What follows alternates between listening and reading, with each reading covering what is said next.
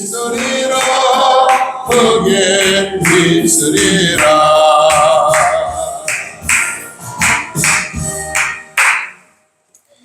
둘이 사도신경 드림으로 오후 예배 시작하겠습니다. 전능하사 천지를 만드신 하나님 아버지를 내가 믿사오며 그 외아들 우리 주 예수 그리스도를 믿사오니 이는 성령으로 대하사 동정녀 마리아에게 나시고 본디오 빌라도에게 고난을 받으사 십자가에 못 박혀 죽으시고 장사한 지 사흘 만에 죽은 자 가운데 다시 살아나시니 하늘에 오르사 전능하신 편한 자 계시다가 저희로서 산자와 죽은 자를 심판하러 오시리라. 성령을 믿사오며 거룩한 공예와 성도와 서로의 도는 것과 죄를 사하여 주시는 것과 몸이 다시 사는 것과 영원히 사는 것을 믿사옵나이다. 아멘. 사랑과 은혜가 풍성하신 거룩한 주님 감사합니다. 아버지, 오전 예배 마치고 점심을 맛있게 먹고 이 시간에 오후 예배 하나님께 올려드립니다. 건강이 좋지 못해서 또 이런 사정 저런 사정으로 오후 예배 참여하지 못하고 먼저 간 성도도 있지만은 오후 예배 참여한 성도들이 알곡 신자입니다. 저들에게 큰 믿음을 더하시고 저들의 믿음이 자라서 하나님에게 기둥 같은 일꾼이 되고 나라를 위해 사회를 위해서 아버지 하나님의 가정을 위해서 큰 일을 감당하시는 큰 사명자로 바로 서게 하여 주시옵소서. 예배 점심시간입니다. 마치 제가 성삼위원들 예배를 주관하시고 예배를 방해하는 모든 악의 세력을 물리쳐 주시옵소서. 이 모든 말씀은 예수님의 거룩하신 이름 받들어 감사하며 간절히 축복하며 기도드리옵나이다. 아멘. 찬송 이어서 두 곡을 부르겠습니다. 찬송가 96장 드리겠습니다.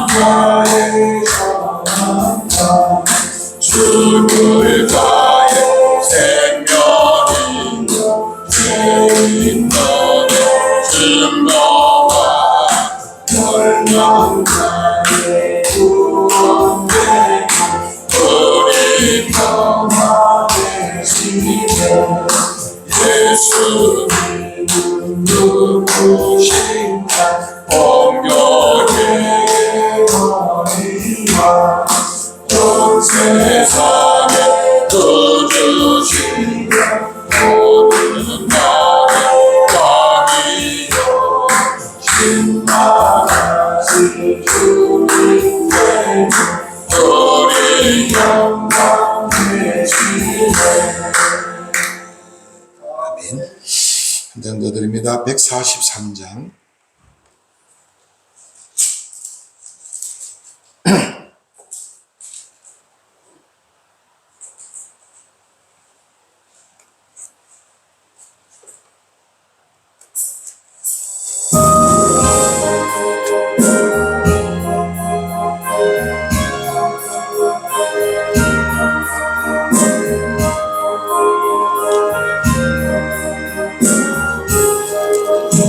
내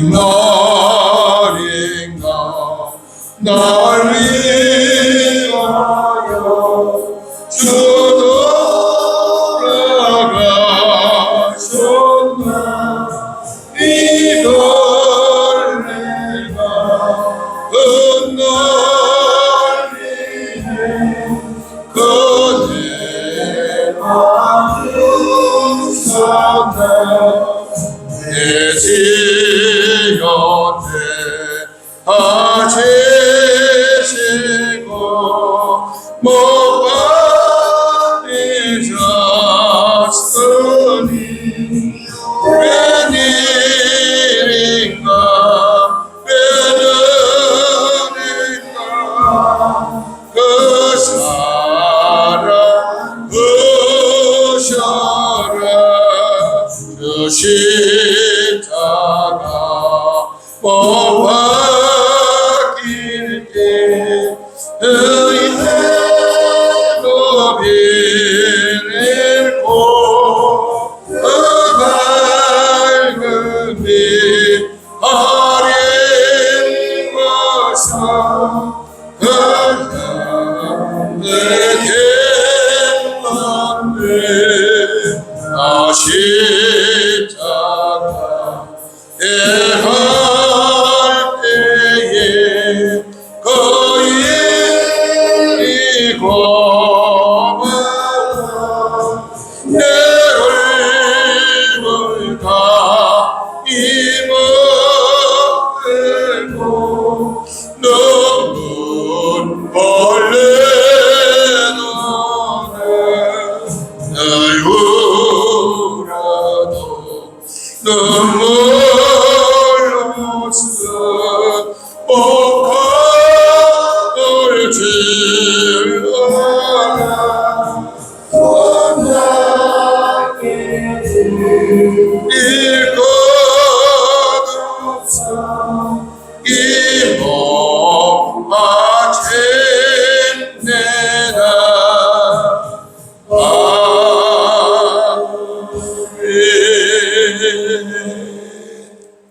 오늘 은혜 받을 하나님 말씀 누가복음 22장입니다. 누가복음 22장 마태복음 다음에 누가복음 마가복음 다음에 누가복음입니다. 누가복음 22장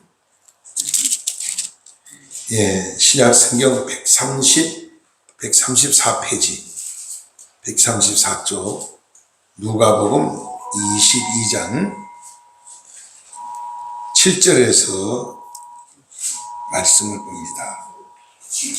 7절에서 23절까지 7절에서 23절까지 같이 합독해서 읽습니다. 다 같이 시작. 6월절 양을 잡을 무교절이 이런지라 예수께서 베드로와 요한에게 보내시며 이르시되 가서 우리를 위하여 6월절을 준비하라. 우리를 먹게 하라. 전에 어디서 준비하니까 하니까 이르시되 보라 너희가 성내로 들어가면 물 한 동이를 가지고 오는 사람을 만나리니 그가 물어보는 성으로 들어가라. 그 집 주인에게 이르되 선생께 내게 하는 말씀이 내가 내 제자들과 함께 6월절을 먹는 줄을 어디서 있느니까 하더라 하라. 그래 하면은 그가 하늘이 바람을 그 다락방을 보여주리니 거기서 준비하라 하니 그들이 나가 그를 향한 말씀대로 만나 6월절을 준비하니라. 때가 이르매 예수께서 사도들과 만사 이르시되 내가 고난을 받는 전에는 너희와 함께 6월절을 원하지 않으나 내가 너희에게 이르노니 이 6월절이 하나님의 나라에서 이르기까지는 다시 먹지 아니하리라 하시고 그래서 잠시 하시고 이르시되 이것을 갖다가 너희에게 나눠주니라.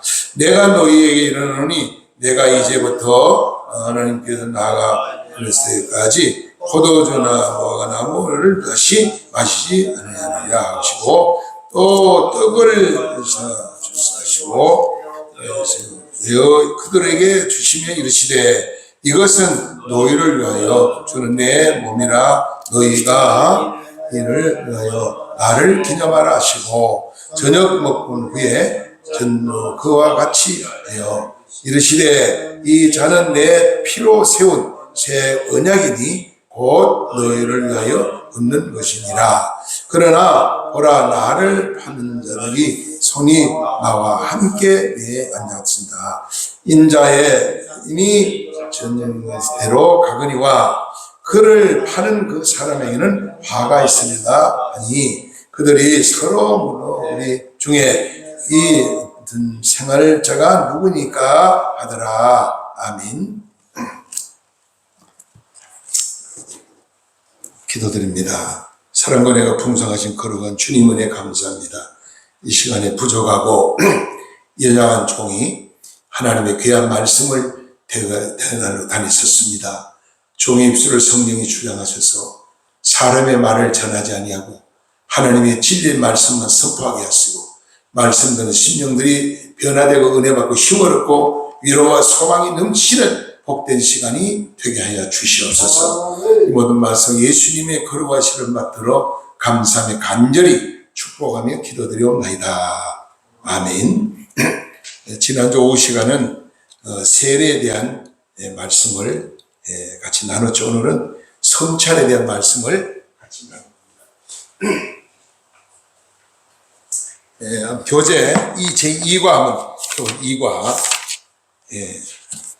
페이지수로 13페이지 여러분 가지고 있는 교재 요거 함께하는 신앙생활 2권 13페이지 펴보세요.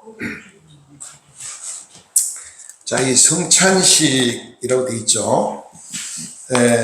기독교에서 큰 날이 언제냐?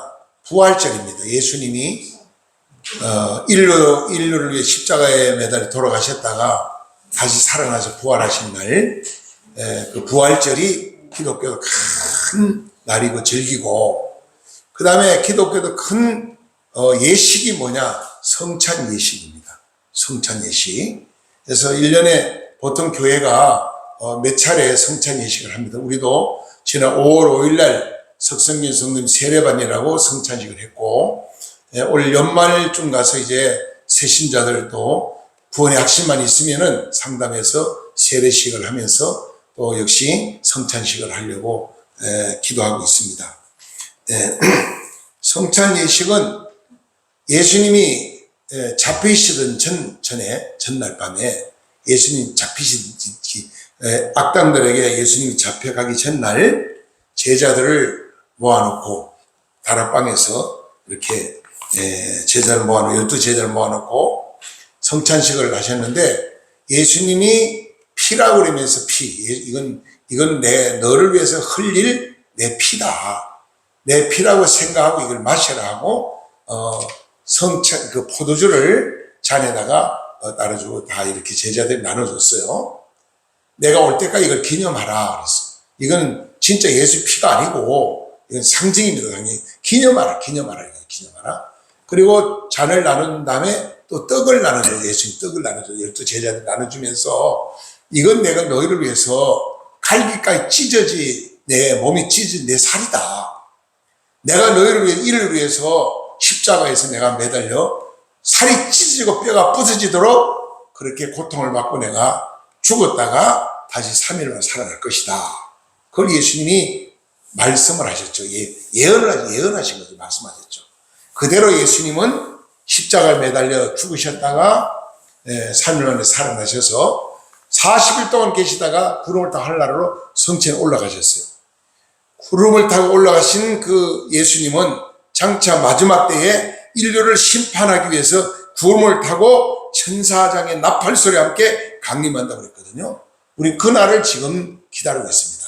지금 거의 다 한 80%는요 성경에 예언한 시대마다 예언이 다 맞았어요. 근데 지금 중요한 게 두 가지가 남았습니다. 전 세계가 복음이 들어가야 됩니다. 아직도 복음이 안 들어간 나라가 지구촌 안에 한 10몇 개 나라가 있다고 그래요. 아직도 지금 뭐 우리가 전 세계가 나라가 지금 300나라가 넘죠. 그런데 아직도 40 몇 나라가 아직 복음이 안 들어간 곳이 있다. 밀림지대, 사람이 전혀 들어가지 않은 그런 곳에 원시사회, 원시 사람이 사는 그런 곳. 특별히 호주 같은 나라도요, 밀림지대에 가면 원시족이 많이 산다는 거예요. 그런데는 언어도 안 통하고 사람들이 또 거기는 밀림지에 못 들어가니까 복음이 안 들어갔죠. 그런 곳까지도 모든 오직 골짜골짜기에서 복음이 다 들어가야 돼, 십자가로. 그래서 복음이 들어가면은 그때 예수님이 재림한다. 그랬고, 이제 아까 낮에 말씀드린 이제 온 세계가 변화가 오는데, 이제, 점점 태양이 뜨거워지고, 전쟁이 자꾸 많이 일어나게 되고, 기근이 와서 먹을 양식이 없고, 몸에 종기가 나가지고 막 온몸이 부시름이 나고, 이런, 막 온몸이 그 피부병 같은 이런 병이 오게 되고, 그 다음에 전염병이 와가지고, 사람이 막 3분의 2가 준 3분의 2. 인류의 3분의 2가 멸망한다고 했어요. 그리고 우박 재앙이 오는데 이 우박이 성경에 얼마나 큰죠? 덩어리가 엄청난 큰 덩어리가 우박이 떨어져서 사람이 그 우박에 맞아서 많은 짐승도 사람도 죽음을 맞이하게 된다. 재미있는 게 있어요. 나는 참 여러 가지 체험을 많이 했는데 제가 저 경상북도 어성이라는 데서 전도사 때 목회를 했는데 여름인데 그때 8월달이었어요. 갑자기 우박이 막 떨어진 겁니다. 근데 그때는 별로 크진 않아요. 이 주먹만 하더라고요, 우박이. 큰 거는 주먹만 한데요. 이게 떨어지고 기아장이 빵 깨지고 스레트가 빵 깨지더라고요. 그때 소가 3마리인지 2마리 소가 우박이 막 죽었고요. 사람이 2사람 죽었어요, 우박이 맞아가지고. 한 30분 동안 우박이 내리는데 1년 농사진가 시큰 몽땅 그냥 작살났어요. 하나도 큰 적이 없어요. 근데 신기하더라고요. 우리 성도들 가정에는 우박이 지나갔어요. 피해가 없더라고요. 이야, 좀 신기하더라고요. 진짜 하나님이 그렇게 지켜주더라고요. 근데 내가, 하나님이 믿는 자를 보호해준다, 지켜준다는 말씀이 바로, 그렇구나. 하고 깨달은 적이 있어요. 그래서 그 우박의 재앙이 지나가는 걸, 저는 성경에는 우박의 재앙이 있어서 성경에 있는 건 마치 실물로 못 봤거든요, 제가 우박을. 근데 그때 봤어요. 이 주먹만 이런 게 우박이 또 멍게같이 생겼더라고요. 울퉁불퉁 멍게같이 생기는 게. 그게 막 하늘에 떨어지니까 그거 맞으면 얼마나 이 압력이 셉니까? 그러니까 충격에 의해서 사람의 머리만이 냉탕으로 죽는 거죠.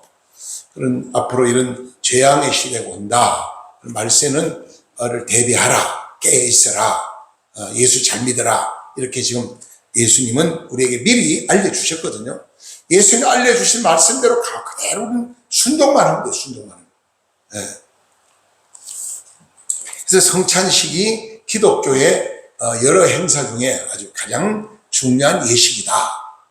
그걸 여러분이 마음에 머리에 늘 입력하고 기억하고 계시기 바랍니다. 그래서 성찬식은 외에는 예수님이 하시는 거는 나를 기념하라 하는 의미도 있었지만은 그 중에 예수님이 그렇게 이적을 행하고 예수님이 그렇게 많은 걸 베풀어 줬는데도 그 중에 가룟 유다가 나와가지고 예수님을 돈을 받고 팔아먹었어요. 그것도 예언이 돼 있어요. 구약 성경에. 구약 성경의 예언대로 그렇게 한 겁니다. 앞으로 예수님이 이 땅에 구원자로 오시는데 33년 동안 병든 사람 만나 고쳐주고 갖는 사람들에게 부육해주고 외로운 사람 위로해주고 죄인들을 찾아 죄를 용서해 주시고 슬픈 자에게 기쁨을 주고 소망을 주고 이렇게 사역을 하다가 33년 짧은 기간 동안 이 땅에 계시면서 사역하시다가 이제 인류를 위해서 십자가에 못 박혀 돌아가신다. 예수님이 십자가에 죽어야만 모든 인류의 죄를 예수의 보혈의 피로 죄를 깨끗이 씻을 수 있다. 그 예수 믿는 사람은 내 노력으로 내 능력으로 내가 아무리 그래서 착하게 살고요. 아무리 깨끗하게 살아도 천국 못 가는. 왜? 원죄 때 원죄. 우리는 조상으로부터 흐른 죄가 있어요. 나는 태어나 눈꼬마는 죄를 안 져도 원죄가 있어요. 원죄 우리가. 포범이 생겨 태어나면 얼룩얼룩한 무리를 가지고 태어나는 것처럼 우리는 인류의 조상의 죄, 아담 하와가 지은 죄가 계속 흘러내리고 있거든요. 그걸 원죄라고 그래요. 내가 태어나서 이 땅에 살며 짓는 죄를 자범죄라고 그래요. 자범죄. 그래서 두 가지 죄를 원죄나 자범죄를 다 예수님이 우리 죄를 용서해 주시고 죄를 구원해 준다고 약속을 했어요. 그래서 예수님 이 땅에 왜 오셨느냐? 죄인을 불러서 회개시켜 가지고 새 사람 만들어 오셨다. 주님이 직접 말씀을 했고, 그리고 예수님은 이 땅에 오셔가지고 보면요, 누굴 만나냐면 새 사회에서 실패한 사람, 소외당한 사람, 외로운 사람, 병든 사람을 특별히 예수님 사랑하셨어요. 그 중에 과부와 고아를 더 사랑했어요.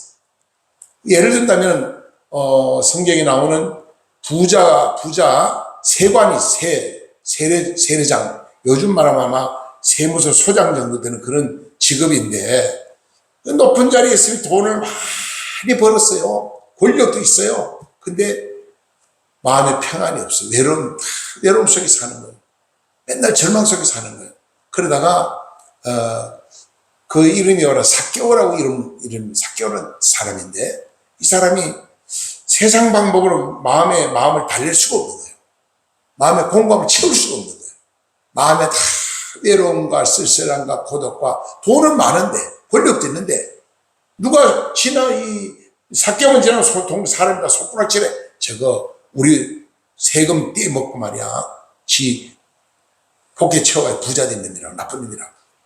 그러니까 세금을 받아가지고, 세금을 세게 때려가지고 받아가지고 자기가 잘라먹고 국가에다 바치고 이렇게 나쁜 짓 했거든요, 삭개오가. 그래가 부자가 된 거예요.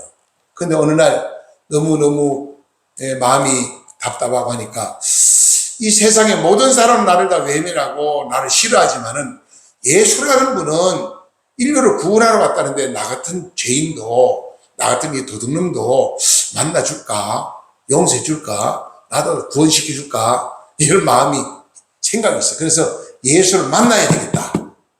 간절한 마음을 가지고 예수님 만나야 되겠다고 예수님 계신 곳 찾아갔어요. 성경 찾아갔는데 사람이 너무 많아가지고, 이 삭개오는 키가 적은 키가 작은 난제이라고 그랬어요.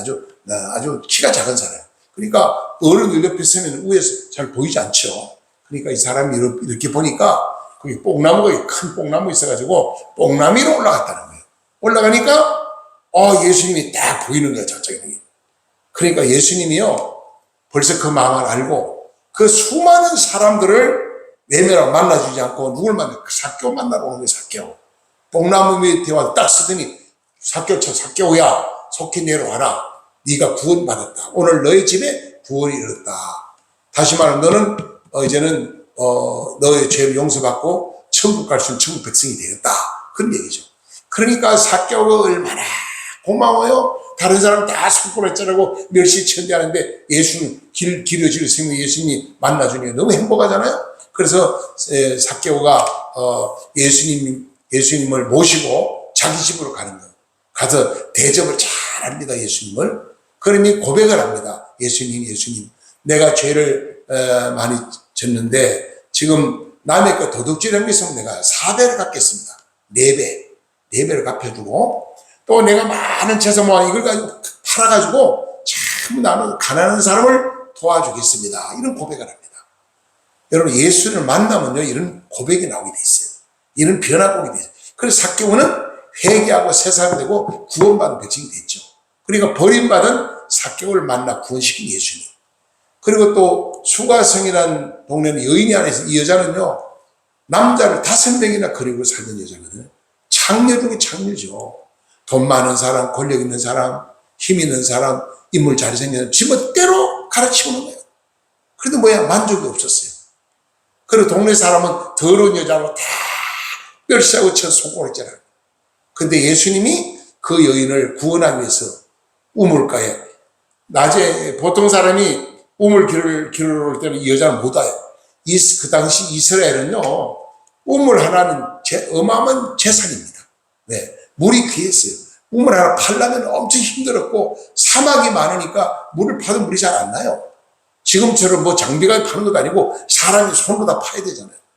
그 잘 나는 우물 하나 만나면 그건 참 큰 복이죠. 그래서 동네 공동 우물이 있는데 거기에 여인들이 우물 다 길어오는데 이 여자는 창피하니까 사람들이 있을 때 아무도 없을 때 조용한 시간에 물을 길어 나왔다는 거예요. 성경에 보니까 나왔는데 예수님이 벌써 그 여자 마음을 알고 찾아오신 거예요. 와가지고 여자 보고 먼저 말을 겁니다. 여자야, 나한테 물을 좀 달라. 이런 얘기를 해요, 예수님. 그러니까 예수님은 이래쳐도 당신은 유대인인데 어찌 난 천한 나 사마리아 여인 더러운 나 같은 여자 보고 물 달라고 그러냐.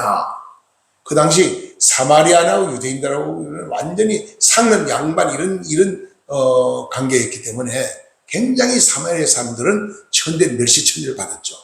근데 예수님이 이제 말하면 네가 주는 물을 먹으면 목이 마르지만은 먹어도 먹으면 내가 주는 물을 먹으면 영원히 목이 안 마른다 이런 얘기를 하는 거예요. 이 여자가 깜짝 놀라가지고 그렇게 좋은 값진 그렇게 좋은 생수가 있다면 나에게 좀 달라 이거예요.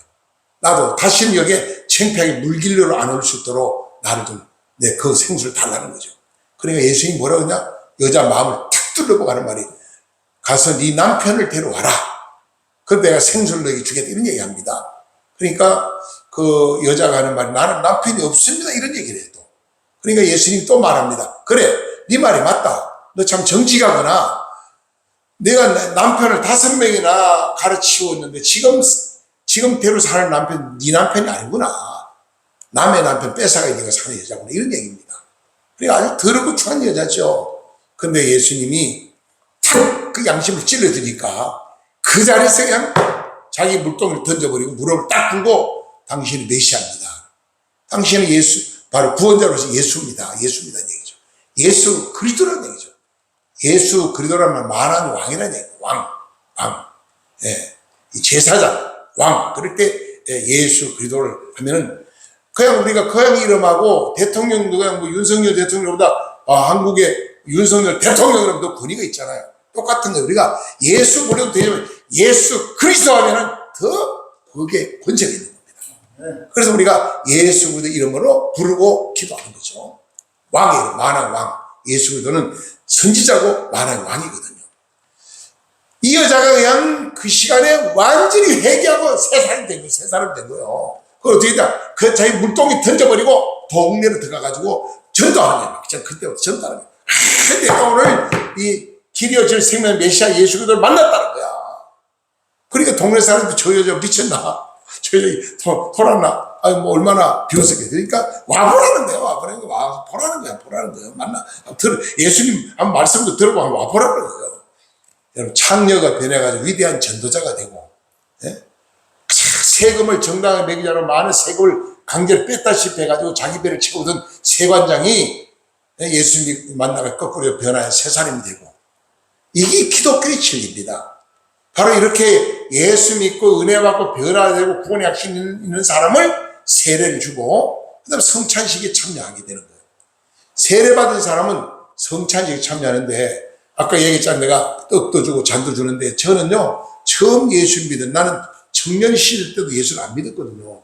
늦게 예수 믿고 우리 아버지가 불자니까 난 어떻게든 나는 훌륭한 불자가 되는 노력했는데 제가 위암이 걸려가지고 내가 진흥청에 다닐 때 위암이 걸렸어요. 진흥청 제가 축산시험 연구소에 있었거든요. 공직사에서 생활하면서 그때 암이 걸려가지고 처음에는 뭐 암인 줄 모르고 동네 병원에서 그냥 위하수다, 위염증이다, 신경성이다 이래가지고 약을 먹어도 안 나요. 나중에 원자력 병원으로 가라고 추천서 가서 검사를 하니까 급성위암. 빨리 수술하면 죽는다 이래가지고 제가 수술 받았는데 8개월 만에 또 재발된 거예요. 그래서 완전히 희망이 없었죠. 절망 속에 있을 때 할머니 한 분이 저를 전도했어요. 나중에 영락교회 권사님이었는데 그분은 병원 선교를 하는 거예요. 병원에 매일 전도하러 병원에. 그래서 제가 그 할머니의 전도를 받고 이제 예수 믿게 되고 목사가 되게 됐는데 사실 그때 교회를 처음 나갔더니 가는 날이 장날이라 그는 뭐냐 성찬시간 하고 이 세례식까지 하더라고요. 근데 뭐 성찬식이 뭔지 세례식이 나는 한번 들어보고 처음 보잖아. 근데 뭘 쭉 그냥 잔을 주더니만 뭐 떡도 주고 다 주고 나만 빼고 안 주는 게 난 안 주더라고. 다 주는데 기분이 막 얼마 상하지. 교회도 사람 차별하네 이거. 교회가 사람 차별해. 내가 오늘 처음 왔다고 날 무시하네 이거. 주들씩 처먹고 이게 무슨 교회야 이게. 일단 예수 안 믿을 거야. 성질 나가지고 사람 차별하는데 내가 뭐 기분 나쁘게 오겠냐. 그래서 화를 내고 내가 그랬더니 나중에 목사님 자는데 나 앉혀서 설명을 하더라고. 성찬식은 이런 사람은 뭐 세례 받은 사람 먹는 거고, 세례는 교회에 나와서 6개월 이상 이렇게 나와서 구원의 확신 있으면 세례를 받고, 그 다음에 성찬식에 참여할 수 있다. 그래서 설명을 해주더라고. 그러면은 목사님 그날 성찬식 하면 설명을 미리 해줬더라면 오늘 이거는 세례 받은 사람만 잔을 받고 떡을 받아야 됩니다. 그리고 회개한 사람만 떡을 받고 잔을 받아야 되는데 그런 설명도 없이 그럼 나눠주니까 제가 시험 줄 수밖에 없죠. 네, 그런 적이 있었어요. 그러니까 이 세례는 참 구원의 확신 있는 사람 세례를 받기 때문에 세례가 아주 소중하고 성찬 예식은 기독교에서 큰 예식이기 때문에 귀하다. 그때 아까 얘기했던 예수를 은 30냥 받고 팔은 배신자 가룟유다가요. 여러분 인신매매가 옛날 예수님까지 팔아먹은 인신매매 그때부터 있었잖아. 벌써 수천 년 전에. 그리고 그보다 먼저 구약시대에 요셉을 형들이요 동생을 팔아먹었잖아요. 남의 나라다가. 그러니까 인신매매는 성경에서 나온 거예요. 성경에 있었어요. 인신매매가. 성경을 보면요 얼마나 재밌냐면 철학, 논리학, 윤리학, 도덕, 교육학, 문학, 과학 뭐 없는 게 없어요. 법학까지요. 법학. 행정학까지 정확합니다. 행정학도 보면은 성경대로 하면 이 나라가 정말 잘 사는 나라가 깨끗한 나라가 돼요. 판검사들이 성경대로만 재판하면요 깨끗한 법관이 될 수가 있어요. 근데 이 사람들이 그냥 오늘 보면 성경대로 안 하고 지멋대로 하니까 아주 그냥 뇌물을 받고 잘못하고 백으로 잘못하고 이래가지고 억울한 사람 구하지 뭐 억울한 사람 당하잖아요. 그래서 예수님은 억울한 사람, 소외당한 사람, 외로운 사람의 친구가 돼주고 이웃이 돼주고 늘 우리 필요를 채워주고 그렇게 주님은 이 땅에서 계시다가 십자가에서 고난을 받으시고 죽은 다음에 예수님이 가룟유다가 은 30장 팔아가지고 팔려가지고 죽은 게 아니에요. 얼마나 안 할 수도 있어요. 그렇게 안 할. 예수님 명령 한마디 하늘 불이 떨어져 그 사람 다 멸망시킬 수도 있고 얼마나 노마 분별면 다 물리칠 수 있지만은 예수님은 그렇게 안 했어요. 왜? 성경의 예언을 다 이루어야 되니까. 이 성경들 예언들을 이루기 위해서 그렇게 가신 거죠. 그래서 성찬이 예시 그런 거다. 제가 좀 길게 설명을 했습니다. 자, 우리 한번 서론 한번 성찬 한번 읽어보겠습니다. 성찬 잘못하면 어떻게 되는가? 이 성찬이 얼마나 소중한가를 한번 여기서 서론 한번 보세요. 다 같이 한번 시작. 성화 최후의 만찬에 대한 일화입니다. 이 그림이 하가가 레오나르도 다비치는 15세기 대기 최고의 화가 조각가이며 건축가라고 알려졌습니다. 그의 나이 43세의 일입니다. 화가로서 결정의 시기였습니다. 로마 교황청은 그에게 예수님의 마지막 만찬의 모험을 화보로 그 편을 달라고 부탁을 했습니다. 부탁을 받은 그는 은성년을 가우려 7년 만에 예수님 마지막 만찬을 완성했습니다. 12제자를 3사람씩 놓고 중앙에 예수님의 모습을 그렸습니다. 오른손에는 잔을 들고 계신 예수님이 오른쪽에 왼쪽 각각 제자 6명씩 놓았습니다. 작품이 완성됩니다. 칭찬이 친구들은 불러 그림을 보여주며 의견을 물어보았습니다. 친구들이 감탄하며 그의 솜씨를 칭찬하며 덧붙여 예수님의 손에 들려진 은잔이 어찌 진해진지 그 잔에서 눈을 뗄 수가 없다고 했습니다. 그 말을 들은 다비치는 붓을 들고 잔을 치워버렸습니다. 다비치는 이 그림에서 예수 그리스도의 이외에는 그 어떤 것도 중심이 될 수 없다고 생각을 했기 때문입니다. 계속 밑에 그렇습니다. 예수 그리스도가 중심이 되어야 합니다. 예수 그리스도가 그의 복음 외에는 그 누구도 그 어떤 것도 우리의 신앙의 중심이 되어서는 안 됩니다. 교회의 성찬식도 먹고 마시는 것으로 끝나는 것이 아니라 피 흘리심으로 나의 죄를 대신하여 대속의 죽음을 당하신 예수님의 중심이 되어야 진정한 성찬식이 될 것입니다. 네. 자, 저는 로마 교황청에 가봤습니다. 로마 교황청에 가면 예수님 탄생부터 마지막 예수님 재림까지 벽 자체를 그림으로 장식을 해놨어요. 정말 그걸 보면 어떤 화가가 이걸 그렸을까 할 정도로 아주 그냥 탄식할 정도입니다. 눈물이 막 쏟을 정도입니다. 진짜로 그 사람이 움직이는 것 같아요. 막 이렇게. 얼마나 그림을 잘 그렸는지. 막 입체식으로 그런 게 내 앞에 탁탁 와고 오는 것 같아요. 근데 이 원래 다비치는 원래 뭐냐면 화가가 아니고 조각가였습니다. 조각가. 건축가하고 조각가였는데 이분이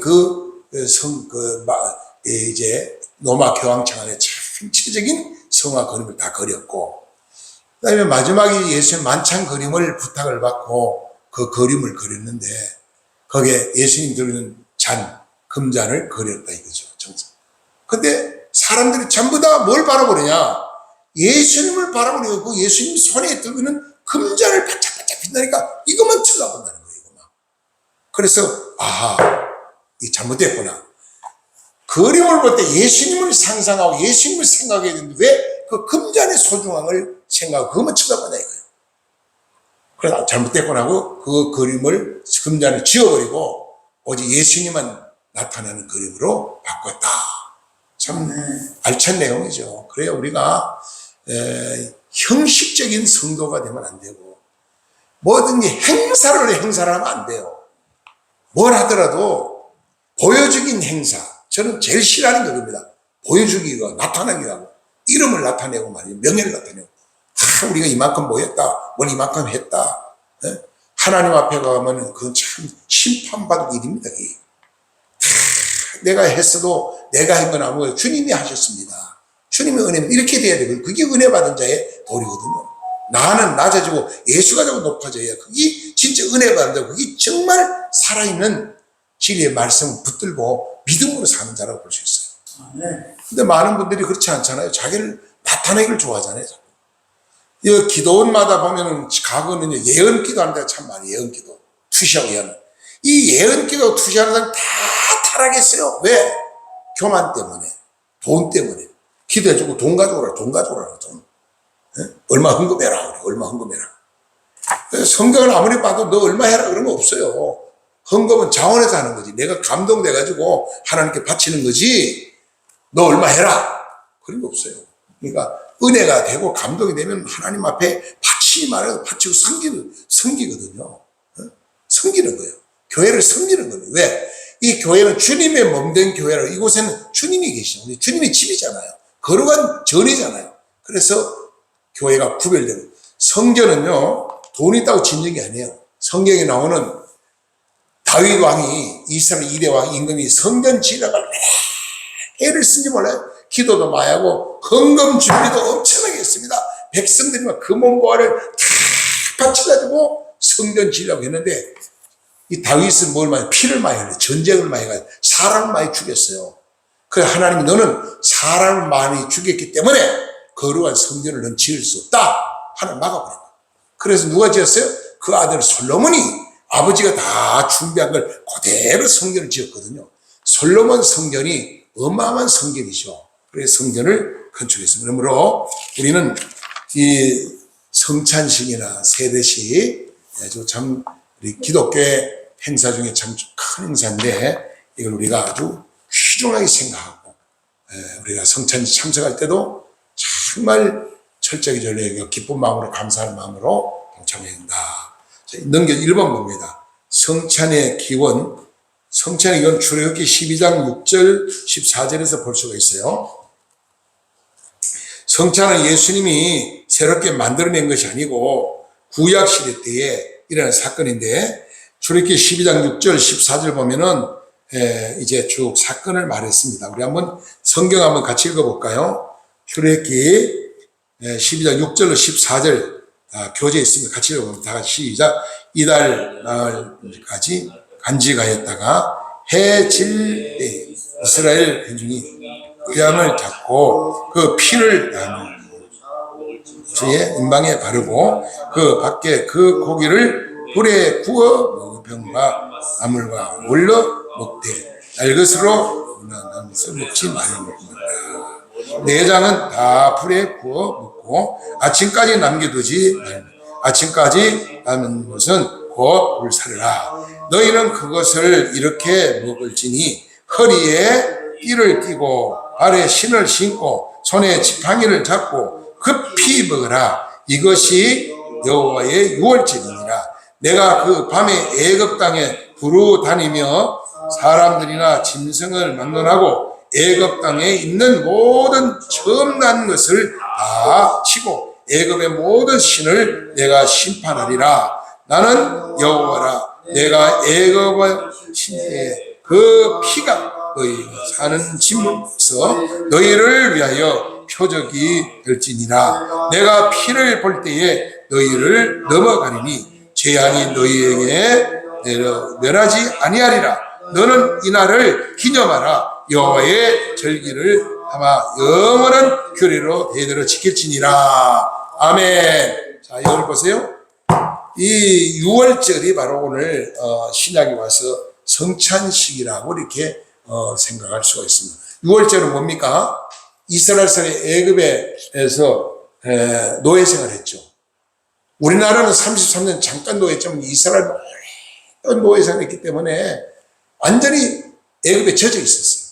근데 어느 날 하나님이 모세를 불러가지고 모세 보고 너 바로 왕한테 가서 내 백성을 해방시키라 명령을 하라는 거예요. 그러니까 바로가 누군데 내가 가면 못 갑니다. 저는 못 갑니다. 왜 못 가래요? 그러니까 나는 말을 잘 못해. 너 말 잘하는 사람 내가 붙여줄게. 그래도 안 됩니다. 그때 하나님께서 모세를 바로왕에 보내가지고 강팍한 바로왕에게 가서 10가지 재앙을 보여줍니다. 그 마지막 재앙이 뭐예요? 이 재앙, 피 재앙, 메뚜기 재앙, 이런 여러 가지 재앙이 있잖아요. 그런 재앙이 중에 마지막 재앙이 장남, 무조건 장자, 짐승이든 사람이든 장자는 싹쓸이 떼죽음을 당하는 거예요. 근데 그날 하룻밤 전에 양을 잡아가지고 문설주에다 집집마다 이스라엘 문설주에 피를 뿌리라고 해요. 피를 발라놓으라고 그랬어요. 피를 뿌려놓으면은 죽음의 사자가 와서 그 피를 보고 통과하는 겁니다. 이 집은 예수 믿는 집안이구나. 이 집은 하나님의 자녀구나. 예수 피를 보고 그 양의 피를 보고 바로 지나가는 것처럼 마지막 때도 예수의 피가 뿌려진 자, 예수 그들을 믿고 의지하고 예수님 나 때문에 십자가 죽으시고 예수의 피가 내 죄를 깨끗이 씻었다 이런 믿음을 가지고 하나님을 잘 섬기면은 죽음의 사자를 통과한다는 거예요. 마지막 환란을 통과한다는 거예요. 그래서 우리는 어떻게 되냐? 7년 대학 환란이 오기 전에 공중으로 다 휴거하게 되죠. 휴거에 공중에서 예수님 만나 천년 왕국세계에 들어가서 왕노를 하게 되죠. 그게 우리의 큰 소망이죠, 성도들의. 네. 자, 그러므로 출애굽기 12장 22절에 우슬초 봉을 가져다가 그릇에 담은 피에 적셔서 그 피를 문 인방과 좌우의 설주에 뿌리고 아침까지 한 사람도 자기 집 문 앞 밖에 나오지 말라 그랬어요. 고린도전서 5장 7절에 너희는 누룩 없는 자인데 새 덩어리가 되기 위하여 묵은 누룩을 내어버리라. 우리는 6월절 양 곧 그리스도의 희생이 되리라. 어린 양 대신 예수 그리스도가 십자가에 풀려 죽으심으로 우리 모든 죄를 대속해요. 이스라엘 백성은 양이 백성들의 죄를 대신해 죽었고 오늘 하나님 백성들을 위해서는 예수님이 어린 양 대신 죽으셨다. 그래서 오늘 우리는 예수님 때문에 죄 사함하고 구원받은 그 은혜를 가지고 날마다 감사하며 살게 되죠. 이번 보면 성찬의 의미가 나와 있죠. 고린도전서 11장 26절에 너희가 이 떡을 먹으며 이 잔을 마실 때마다 주의 죽으심을 그가 오실 때까지 전하는 것이니라. 주님 재림할 때까지 이 예식을 계속하라는 거죠. 그 밑에 내용 우리 같이 읽어봅시다. 다 같이 시작. 성찬식은 예수 그리스도께서 로마군에게 잡히시던 날 밤에 제정하신 거룩한 예식으로 그리스도께서 정하신 대로 떡과 잔을 주고 함으로써 그리스도의 죽으심을 나타내는 것입니다. 여기서 떡은 세상 생명을 위하여 주신 바 된 그리스도의 몸을 상징하며 자는 죄 사함을 받게 하려고 많은 사람들을 위하여 흘리신 그의 피를 의미합니다. 그러므로 십자가에 못 박아 죽으신 예수 그리스도의 희생은 영적으로 나에게 적용시키며 주님께서 다시 오실 때까지 그리스도는 끊임없이 기억하려는 그 의미가 있습니다. 여기에 그 구속 사역을 끊임없이 기억하려는 그 의미가 있다 그랬어요. 예, 나에게 이걸 적용하라, 우리 삶에 적용을 잘해서. 예. 누가복음 22장 19절에 보니까 또 떡을 가져 감사 기도하신 때에 그들에게 주시며 이르시되 이것이 너희를 위하여 주는 내 몸이니라. 너희가 이를 행하여 나를 기념하라. 아멘. 마태복음 26장 28절에 이것이 내 죄사함을 깨 하려는 많은 사람을 위하여 흘리는 나의 곧 언약의 피니라. 예, 예수 그리스도의 피, 보혈의 피를 상징하고 있습니다. 3번 봅니다. 여기서 한번 성찬의 본질입니다. 요한복음 6장 54절에 내 살을 먹고 내 피를 마시는 자는 영생을 가졌고 마지막 날에 내가 그를 다시 살리리라 그랬잖아요. 마지막에 우리를 반드시 하나님 자녀는 영원히 살도록 하나님 보호합니다.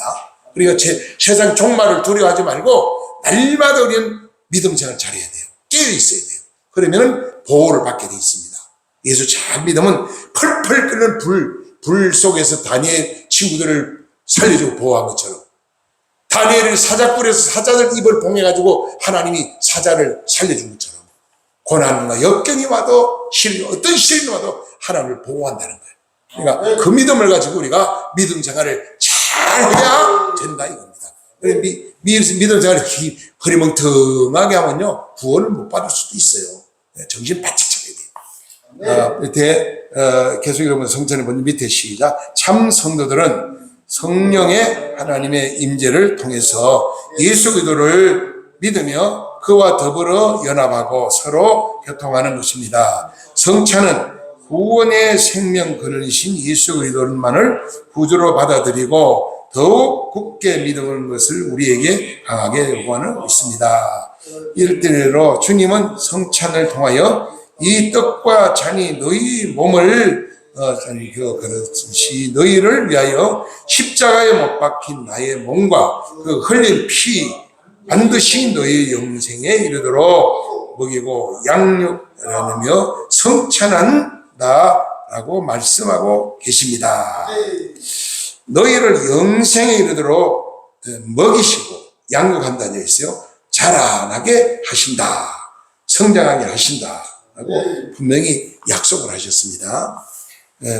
그러면 4번 봅니다. 성찬의 참여자 다 같이 시작.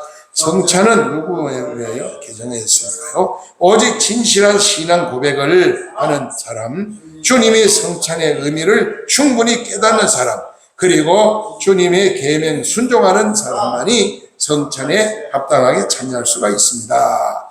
교회 밖에 믿지 않는 사람이나 어린아이들은 절대로 성찬에 참여할 수 없습니다. 또 악하고 경건치 못하며 무지한 사람도 성찬에 참여할 수 없습니다. 아멘. 고린도전서 10장 16절을 보겠습니다. 시작. 우리가 축복의 잔을 그리스도의 피에 참여하니 우리의 때는 떡을 그리스도의 몸에 참여하는 아니냐. 아멘. 계속 읽으시라. 비록 참된 성도가 영적인 상태가 나타난가 관계로 동료 성도들에게 대하여 태도를 익숙하게 하라. 성찬에 참여하는 자격이 상실될 수 있습니다. 예를 들면 의식적인 또는 공유적으로 진리에 떠나 계속 저수는 생활을 한다면 그 누리는 성찬식에 참여를 허락할 수 없습니다. 그래요. 우리가 예수 믿음에서도 믿음이 약하면 자꾸 넘어지죠. 시험에 넘어지고 죄를 지게 됩니다. 그럼 철저히 죄를 회개하고 깨끗한 마음을 가지고 반드시 성찬에 참여해야지 회개 안 하고 성찬 죄를 먹고 마시게 된다는 거죠. 자, 밑에 말씀 봅니다. 고린도전서 11장 28절입니다. 시작. 사람이 자기를 살피고 그 외에 떡을 마실지니라. 예. 내가 내 자신을 잘 살펴야 됩니다. 내가 어떤 사람인가? 내 안에 정말 예수님 살아계시는가? 나는 물과 성령 거듭났는가? 나는 하나님 자녀인가? 예. 두 번째 우리 성경 봅니다. 고린도전서 10장 21절 시작. 너희가 주의 잔과 귀신의 잔을 겸하여 마지 못한 주의 식탁과 귀신의 식탁에 겸하여 참여하지 못하리라. 예. 귀신하고는 우리가 합할 수가 없죠. 마귀 사탄을 합할 수가 없죠. 예. 그 다음에 고린도전서 11장 27절 시작. 그러므로 누구든지 주의 떡이나 잔을 합당치 않게 먹고 마시는 자는 주의 몸과 피에 대하여 죄를 짓는 것이다. 아멘. 예. 주의사항을 말하고 있습니다. 거울보기 보고 말씀 마칩니다. 넘겨서 거울보기 다 같이 보세요. 간격시입니다. 성찬식 주일은 놔두고 유 목사님은 전도인에게 새벽과 성령으로 기도에 참여하는 죄를 회개하며 성찬식 준비하였습니다. 그리고 성찬식 전 주일에 전 장로들로 성찬에서 누구와 이 한전을 준비해달라고 부탁했습니다. 주일날 예배를 드리고 성찬식을 시작하려고 성찬을 보니 성찬식이 무슨 문제가 발생했습니다. 포도주 색깔이 오렌지 색깔입니다. 짝짝 놀란 목사님은 권능을 교회했습니다. 예.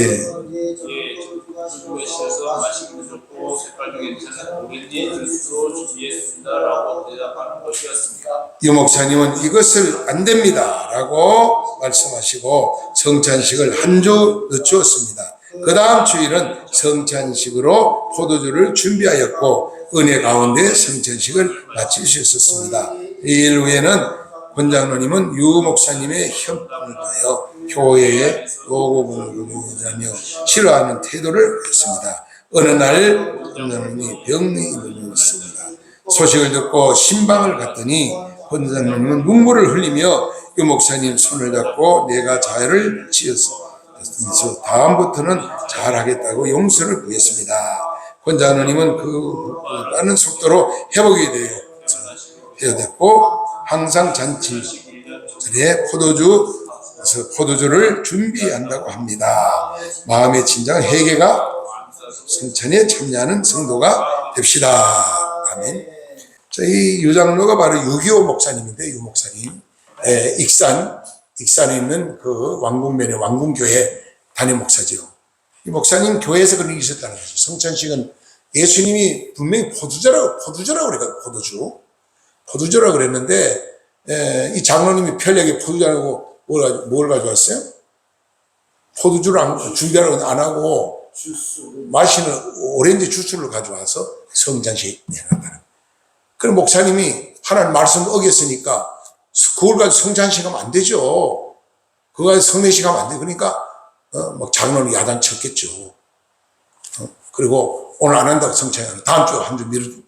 그리고 다시 준비해오라고. 그래, 그 다음 주에는 포도주를 준비해서 그렇게 가져왔다. 그래, 우리 보통, 포도주로 가지고 이제, 집에서 만든 포도주, 그게 뭐 알코올성이 거의 없다고 그래, 그런 거는요.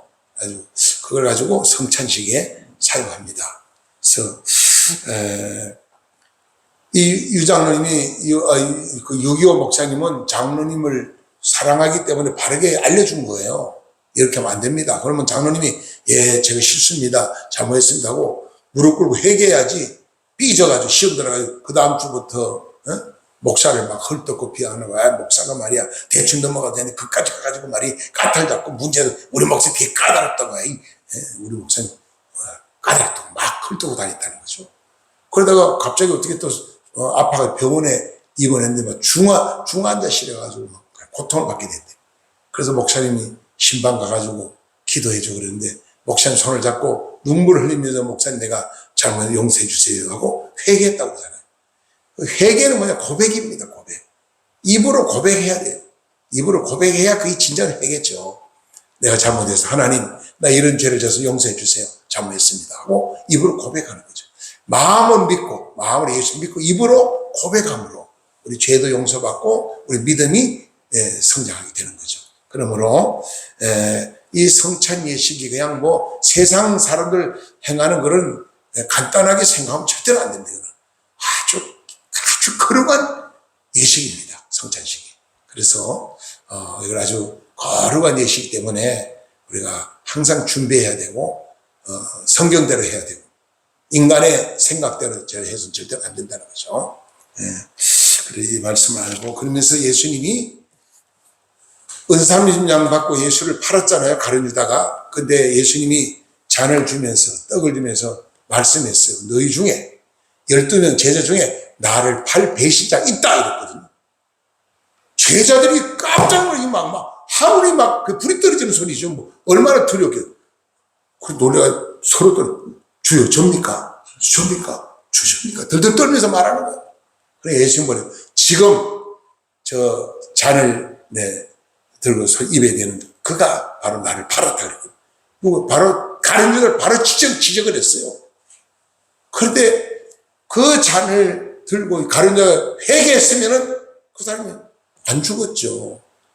너무 양심이 가책받아가 나갔어요. 나가지고 자기가 은삼장 받은 걸 반납을 했어요. 반납하면 회개인 줄 알고. 반납해도 안 받아주는 거예요, 거기서. 돈 안 받아주니까, 공동모지, 그런 공동모지를 살 수 있도록 했는지 하여튼 공동모지, 그런 무덤을 하는 그런 걸 사는데도 돈을 바쳐버렸어요. 그리고 이 사람은 어떻게 된지 아십니까? 회개 안 해가지고요. 목매달아 자살을 죽어버렸어요. 회개 안 하니까 비참한 거예요. 우리 성경에 보면 용서받을 죄인 두 사람이 크게 나오는데 예수님 당시에 하나는 예수님 제자 베드로입니다. 베드로. 하나는 가룟유다입니다. 두 제자입니다. 똑같은 제자인데 가룟유다는 예수를 배신한 거고 돈 주고 팔은 거 인신매매. 그보다 더 무서운 죄를 진짜 누구냐? 베드로거든요. 베드로는 뭐라고 그러냐? 예수를 모른다고 그랬어요. 막 예수를 막 저주까지 했어요. 돈 받고 파는 것보다가 예수를 모른다 부인했으면 더 큰 죄가 아니겠어요? 그런데 베드로는 예수님 말씀이 생각이 났어요. 예수님이 그랬거든. 다른 사람이 다 나를 버려도 베드로가 하는 말이 나는 예수 절대로 안 버립니다. 끝까지 예수님 따라가고 예수님 섬길 겁니다. 예수는 오른팔이 되겠습니다. 큰 소리 치던 베드로가 그렇게 예수를 부인했거든요. 그래서 예수님 대답이 이랬어요. 네가 큰 소리 치지만은 닭이 울기 전에 너는 3번 나를 먼저 부인할 거다. 네가 나를 부인한다. 그랬는데 어린아이가 너도 예수 따르는 제자니까 아이고 나 예수를 모른다고 예수 나를 모른다고 나한테 그거 오해하지 말라고 벌벌 떨고 그러던 사람이 딱 닭이 꺾여 오니까 예수님 말씀이 생각났어요. 그래가지고 그 자리 바로 무릎 꿇고 베드로는 철저하게 하나님 눈물로 고백을 해결했어요. 회개하고 나서 어떻게 됐어요? 새 사람이 됐어요. 성령을 받았어요. 능력을 받았어요. 그래가 이 사람이 나가서 전도할 때 설교할 때 하루에 막 500명, 1000명, 5000명이 막 그냥 하나님께 막 회개하고 돌아오는 역사가 났거든요. 큰 영혼을 구원시켰죠, 베드로가. 회개하고 나니까 성령의 권능을 받았어요. 막 그 입에 막 불이 막 나가는 거예요. 능력이 나가는 거예요, 그 입에서. 하나님의 권세가 막 베드로에게 나갔어요. 어떻게 됐어요? 회개하니까. 우리가 인간이기 때문에 죄를 안 질 수는 없어요. 살다 죄를 집니다. 또 실수도 합니다. 그러나 빨리빨리 깨닫고 회개하고 돌아서면은 그게 은혜입니다. 깨닫는 게 은혜고 회개하는 게 은혜거든요. 그래서 저와 여러분들은 늘 경건한 삶으로 깨어있는 자가 되고 성령 충만한 믿음으로 마지막 때 영적 싸움, 마귀 사탄을 이기고 죄와 싸움 이기고 자신과 싸움 이길 수 있는 능력자가 되시기를 주로 축복합니다. 기도드리겠습니다. 사랑과 은혜가 풍성하신 거룩하신 하나님 아버지 감사합니다. 오늘도 부족하고 연약한 종이 하나님 귀한 말씀을 태어냈습니다. 성찬 예식에 대해서 말씀을 전했는데 이 말씀이 우리 삶 속에 아버지 하나님이여 든든히 박힌 못처럼 우리 심령 속에 든든히 박히게 하여 주시고 30배 중에 100배의 열매를 맺는 역사가 날마다 일어나게 하여 주시옵소서. 승리자가 되게 하여 주옵소서. 능력 있는 자가 되게 하여 주옵소서. 축복의 주인공이 되게 하시고 하나님 아버지를 기쁘게 하는 성도들로 변화될 수 있도록 은혜를 베풀어 주시옵소서. 이 모든 말씀 예수님의 거룩하심을 받도록 감사하며 간절히 축복하며 기도드려옵나이다. 아멘. 찬송가 144장 191장 2장을 이어서 부르겠습니다. 144장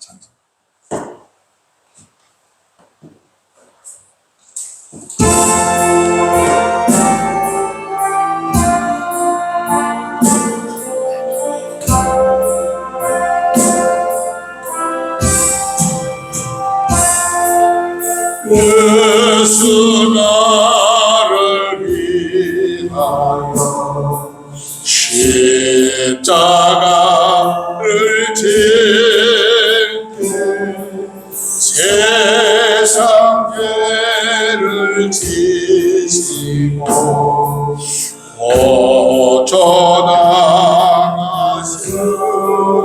고쳐당하셨네. 예수님 너의 죄 위하여 보배 피를 흘리 죄인 많은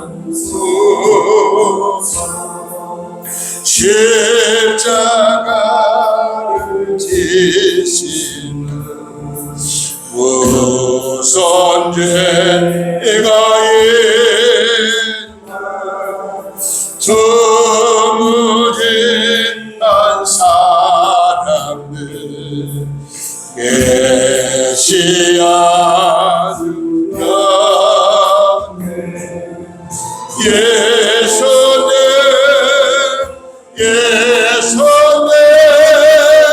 나의 죄 위하여 보배 피니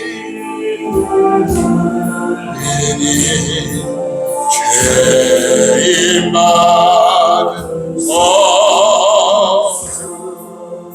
이와 같은 물건에 없나니 네가 오늘 십자가의 공로로 능가 같이 예수님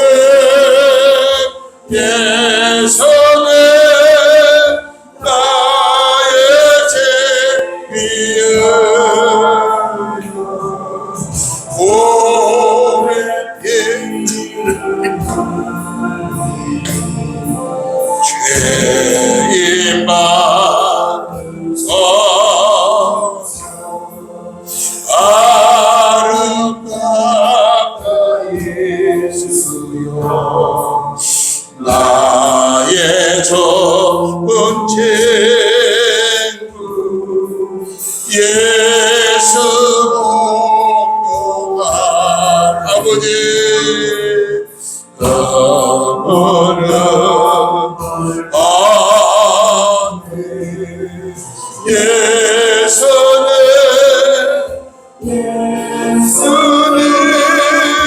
너의 죄 위하여 보배 피를 흘리니 죄인 많은 소서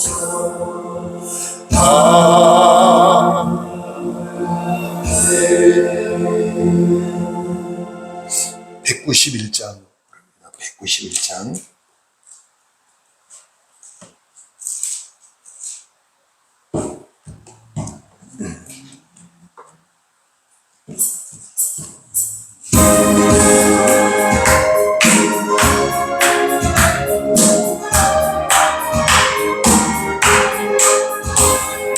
너희 뒷목에 순례길을 행하마 주의 발이 나를 안보하여 늙은 것을 받는 자는 주의 영이로 성령에 계시네 할렐루야 함께하시네 저 길을 걸어서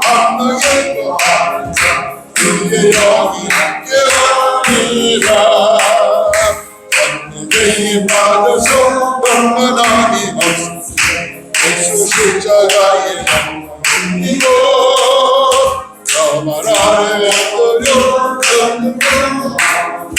그의 영이 이러네 성령의 대신에 할렐루야 함께 가시네 정의를 걸어줘 악마의 거하니까 주의 영이 함께 가니라 땅과 동행하시고 오늘 경배하시니 나는 속에서 기쁘라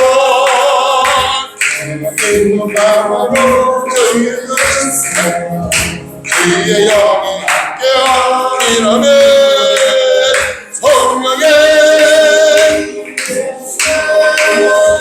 할렐루야 함께 가시네 정의를 걸으며 밤낮 기뻐하니까 주의 영이 함께 가리라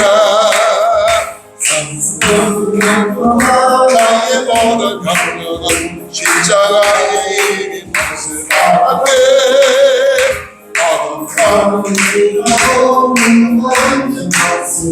그의 영이 함께 가리라네 대신에 가시네 정의를 걸으며 함께 가는 주의 영이 함께 가리라